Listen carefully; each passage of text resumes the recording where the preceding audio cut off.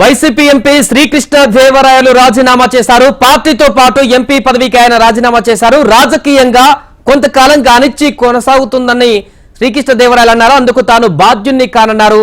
Cadre confuse అవుతుందని కూడా చెప్పారు. నరసరావుపేటలో కొత్త అభ్యర్థిని పెట్టాలని పార్టీ చూస్తుందని శ్రీకృష్ణ దేవరాయలు అన్నారు.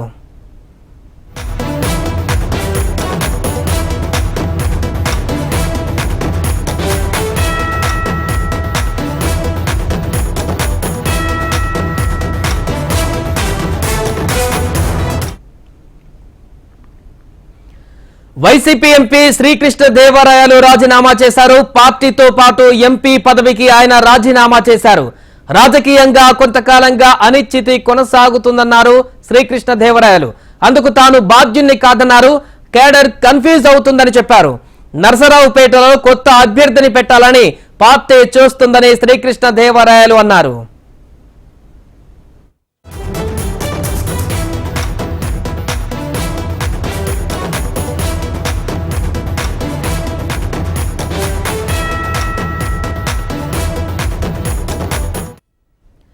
వైసీపీ పార్టీకి మరో షాక్ తగిలింది. వైసీపీ ఎంపీ శ్రీకృష్ణ దేవరాయలు రాజీనామా చేశారు.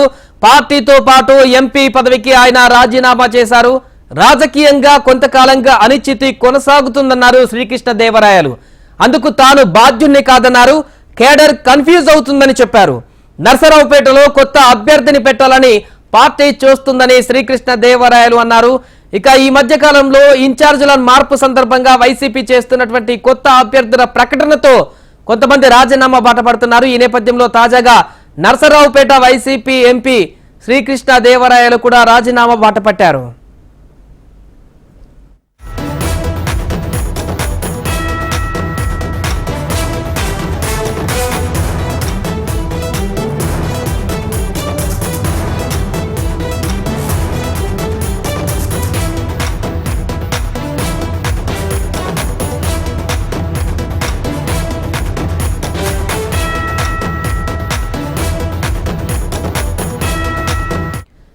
వైసీపీ ఎంపీ శ్రీకృష్ణ దేవరాయలు రాజీనామా చేశారు. పార్టీతో పాటు ఎంపీ పదవికి ఆయన రాజీనామా చేశారు. రాజకీయంగా కొంతకాలంగా అనిశ్చితి కొనసాగుతుందన్నారు శ్రీకృష్ణ దేవరాయలు. అందుకు తాను బాధ్యుణ్ణి కాదన్నారు. కేడర్ కన్ఫ్యూజ్ అవుతుందని చెప్పారు. నరసరావుపేటలో కొత్త అభ్యర్థిని పెట్టాలని పార్టీ చూస్తుందని శ్రీకృష్ణ దేవరాయలు అన్నారు.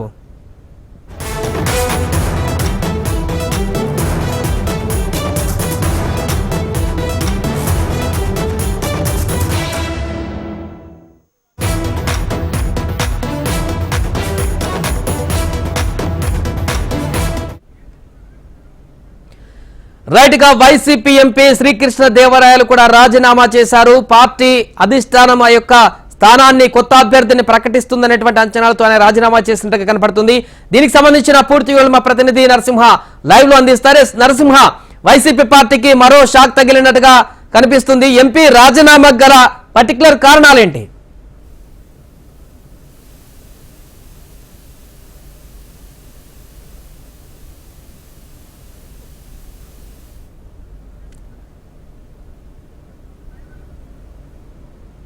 గత కొంతకాలం కూడా ఎవరైతే ఉన్నారో పల్నాడు జిల్లా ఎంపీగా ఉన్నటువంటి నర్సరావుపేట ఎంపీగా ఉన్నటువంటి కృష్ణదేవరాయలు వైసీపీ అధిష్టానం పట్ల అసంతృప్తిగా ఉంటున్నారు. అంతేకాకుండా కూడా వైఎస్ఆర్ కాంగ్రెస్ పార్టీ నర్సరావుపేట పార్లమెంట్ కాదు, రాబోయే 2024 ఎన్నికల్లో గుంటూరు పార్లమెంట్ పోటీ చేయాలని చెప్పేసి కూడా అధిష్టానం నుంచి కృష్ణదేవరాయలకి ఆదేశాలు వచ్చినట్టు తెలుస్తుంది. అప్పటి నుంచి కూడా కృష్ణదేవరాయలు అసంతృప్తిగా ఉంటున్నారు. అంతేకాకుండా పార్టీ కార్యక్రమాలు కూడా పాల్గొనట్లేదు. పార్టీ పట్ల కూడా ఆయన అంటిముచ్చినట్టు కూడా వ్యవహరిస్తారు. కానీ ఇప్పటికే ఎవరైతే ఉన్నారో ఎంపీ కృష్ణదేవరాయల పార్టీలో యాక్టివ్ లేకపోవడం కానీ అంతేకాకుండా అయోమయంలో ఉంటుందో కూడా ఆయన వైఎస్ఆర్ కాంగ్రెస్ పార్టీ వీడి తెలుగుదేశం పార్టీ చేరతారని చెప్పేసి కూడా గత కొన్ని రోజుల నుంచి కూడా ప్రచారం జోరుగా సాగుతుంది. అంతేకాకుండా కూడా ఆయన పార్టీ వీడి ఆలోచన ఉండాలని చెప్పేసి కూడా ప్రచారం జరుగుతుంది. కానీ ఈ రోజు తాజాగా కృష్ణదేవరాయలు ఆయన కార్యాలయంలో గుంటూరులోనే ఒక మీడియా సమావేశం ఏర్పాటు చేశారు.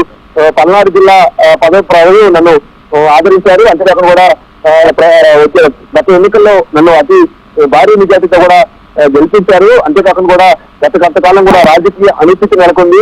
ఆ రాజకీయ అనిశ్చితికి పులిస్తా పెట్టాలని చెప్పేసి కూడా నేను అనుకుంటున్నాను. అందులో భాగంగానే ఈ రోజు సమావేశం ఏర్పాటు చేశారని చెప్పేసి దాంతో పాటు నర్సరావుపేట ఎంపీగా గెలిపించినందుకు ప్రజల పట్ల కృతజ్ఞతలు. మరోవైపు నర్సరావుపేట జిల్లా ప్రజలకి నేను ఎన్నో సేవలు చేశాను, అన్ని ఎంపీ నిధులు కానీ అంటే ఒక కేంద్రం నుంచి నిధులు ఇచ్చి కూడా అభివృద్ధి చేశారని చెప్పేసి, కానీ ఈ రోజు వైఎస్ఆర్ కాంగ్రెస్ పార్టీలో ఉన్నటువంటి అనిశ్చిత రాజకీయ నేపథ్యంలోనే తాను వైఎస్ఆర్ కాంగ్రెస్ పార్టీ సభ్యత్వానికి ఎంపీ పదవికి రాజీనామా చేస్తారని చెప్పేసి కూడా ఒక కీలక సంఘటన కూడా చేశారని చెప్పుకోవచ్చు. దాంతో పాటు ఇప్పటికే ఈ రాజకీయ అనిశ్చిత నేపథ్యంలోనే తన అనుచరులు కానీ తన కేడర్ కానీ ఒక అయోమయంలో ఉన్నారు.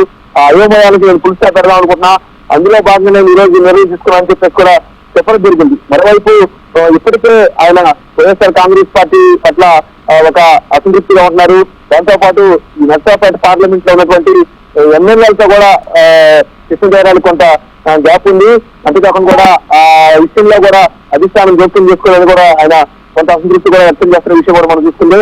కానీ తాజాగా మనం చూస్తే మాత్రం ఈ రోజు వైఎస్ఆర్ కాంగ్రెస్ పార్టీకి ఒక షాక్ తగిలినట్టు గుంటూరు పల్నాడు జిల్లాలో మనం చెప్పుకోవచ్చు. ఇందులో భాగంగానే ఈరోజు వైఎస్ఆర్ కాంగ్రెస్ పార్టీ నర్సరావుపేట ఎంపీ కృష్ణదేవరాయలు నిర్ణయం తీసుకున్నట్టు మనం చెప్పుకోవచ్చు. ఇక ఆయన ఏ పార్టీ చేస్తున్నారు, ఆ రాజకీయ భవిష్యత్ అంటే మీడియా సమావేశంలో అడిగినా కూడా ఆయన చెప్పకుండా సమాధానం దాటవేసి వెళ్ళారు.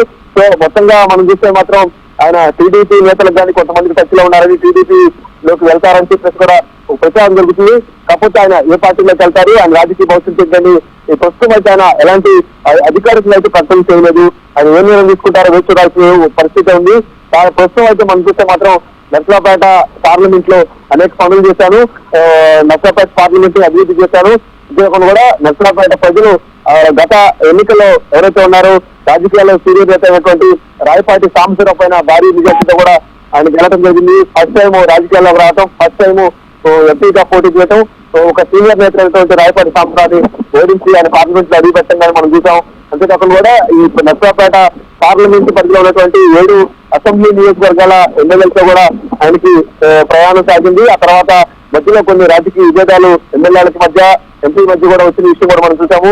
సో తాజాగా మనం చూస్తే మాత్రం ఎవరైతే ఉన్నారో వైఎస్ఆర్ కాంగ్రెస్ పార్టీ అధిష్టానమే అతన్ని నర్సరావుపేట పార్లమెంట్ కాకుండా గుంటూరు పార్లమెంట్ పోటీ చేయాలని ఒక సమాచారం ఇచ్చారో అప్పటి నుంచి మాత్రము ఈయన అసంతృప్తి వ్యక్తం చేస్తూ పార్టీ నాయకులతో కానీ, పార్టీ క్యాడర్ తో కానీ, మరోవైపు పార్టీ కార్యక్రమాలకు కానీ ఆయన దూరంగా ఉన్నారు.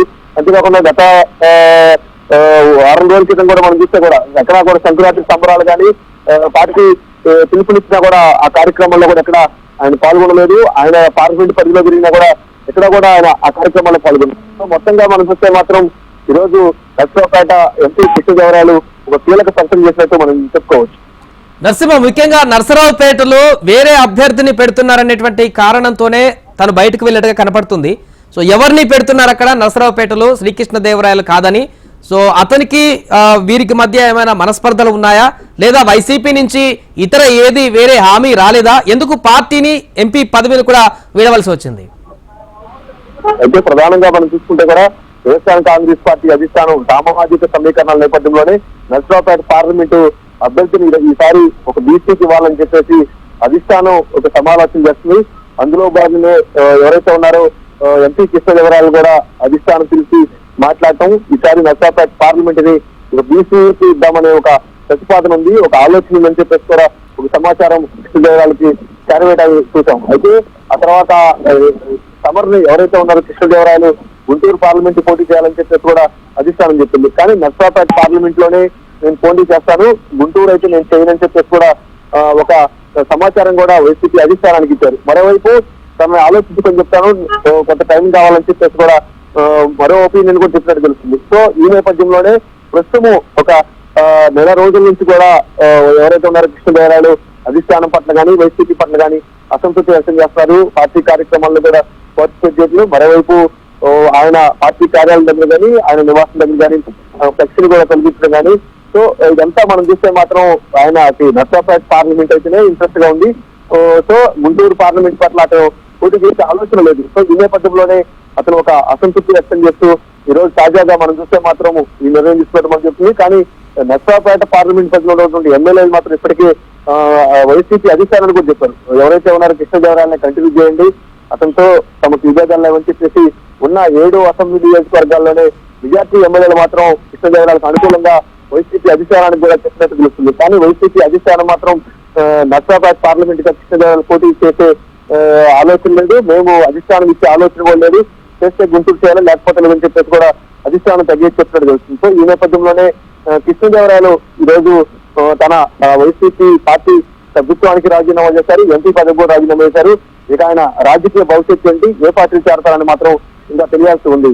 Right, thank you Narasimha.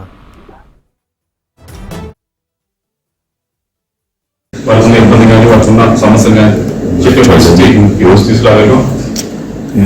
ఏదో ఎంపీ గెలిచి మన వ్యాపారం చూసుకుంటా, జనాన్ని కనిపించకుండా, ఎక్కడో కాకుండా ప్రజల్లోనే ఉంటూ వారికి అన్ని విధాలుగా అందుబాటులో ఉండే పరిస్థితి ఈ రోజు జిల్లాలో తీసుకురావడం జరిగింది. దానికి అన్నిటికంటే ఈ అభివృద్ధి కార్యక్రమాలు అంటే వీటన్నిటికంటే దానికి I very happy for that. అయితే ఈరోజు ఒక అనిశ్చితి నెలకొంది రాజకీయంగా. దానికి అది అనిశ్చితి క్రియేట్ చేయడానికి నేను చేసింది కాదు, లేకపోతే ఆ అనిశ్చితి కోరుకుంది నేను కాదు. దాని వల్ల ఎక్కువగా ఏదైతే ఈ కన్ఫ్యూజన్ అంతా ఉందో దీనివల్ల పార్టీకి ఉపయోగం లేదు, ఇటు నాకు ఉపయోగం లేదు. మరీ ముఖ్యంగా క్యాడర్ ఎవరైతే ఉన్నారో వారందరూ కూడా ఈ కన్ఫ్యూజన్ సిచ్యువేషన్లో గడిచిన 15 రోజుల నుంచి 20 రోజుల నుంచి ఏదైతే నడుస్తూ ఉందో దానివల్ల వారు కూడా ఎటు వెళ్ళాలా, ఏం చేయాలా, ఏ డైరెక్షన్లో పోవాలా అనేది అర్థం కాని పరిస్థితుల్లో వాళ్ళందరూ కూడా ఉండడం జరుగుతూ ఉంది. దానికి ఏదో ఒక విధంగా తెరదించాలి, ఏదో ఒక విధంగా ఫుల్ స్టాప్ పెట్టాలనేదే మా ఉద్దేశం. ఎక్కడో చోట దానికి ఒక సొల్యూషన్ అనేది మనకు ఎత్తకాల్సిన అవసరం ఉంది. అలా కాకుండా ఇలా వెళ్తే అటు క్యాడర్ ఉపయోగముడు, పార్టీ ఉపయోగముడు మీ అందరికీ తెలిసిందే. 15 రోజుల నుంచి కూడా సరే కొత్త క్యాండిడేట్ తీసుకొద్దామనేది ఒక ప్రపోజల్ అంతా కూడా బయటకు రావడం జరిగింది. మాట్లాడుకోవడం ఇంకా బయటకు రావడం జరిగింది. దానివల్ల కొద్దిగా అందరూ కూడా కన్ఫ్యూజన్కి గురవుతా ఉన్నారు. ఇది ఇందాక చెప్పినట్లు నేను కోరుకుంది కాదు, నేను చేసింది కాదు. ఇది వేరు వేరు కారణాల వల్ల ఇలా ఫ్లైఓవర్ వచ్చింది. దానికి తెరదించుతూ నేను ఏదైతే ఇప్పుడు పార్టీలో ఉన్నాను, పార్టీ సభ్యత్వానికి వైఎస్ఆర్ కాంగ్రెస్ పార్టీ సభ్యత్వానికి రాజీనామా చేస్తూ, అలాగే పార్లమెంట్ సభ్యత్వానికి కూడా నేను రాజీనామా చేస్తా ఉన్నాను ఇమీడియట్గా. దీంతో ఉన్న కొద్దిగా ఈ కన్ఫ్యూజన్ అంతా కూడా ఇదంతా కూడా తొలగిపోతుందని చెప్పి ఆశిస్తూ ఉన్నాను. నాకు ఈ 5 సంవత్సరాలు కూడా ఎంతో సహకరించారు. అటు రాష్ట్ర ముఖ్యమంత్రి గారు నన్ను యంగ్గా ఉన్నాను నన్ను ఎంకరేజ్ చేసి ఎంపీగా నిల్చోబెట్టారు. దానికి అన్ని విధాలుగా కూడా నేను చేయగలిగాను. అభివృద్ధి కార్యక్రమాలన్నీ కూడా చేయగలిగాను. అలాగే పార్టీ పరిస్థితి కూడా, పార్టీ పరువును కూడా అన్ని విధాలుగా కూడా పైన నిల్చోబెట్టగలిగాను. అలాగే కేవలం అదే కాకుండా ఎమ్మెల్యేలు కూడా పూర్తి స్థాయిలో ఈ 15-20 రోజులు చూశారు. మీ అందరూ కూడా ఏ విధంగా అయితే వారు గట్టిగా కూడా ప్రయత్నించారు. వారందరికీ కూడా ధన్యవాదాలు తెలియజేసుకుంటూ మీ అందరి సెలవు తీసుకుంటాం. Thank you.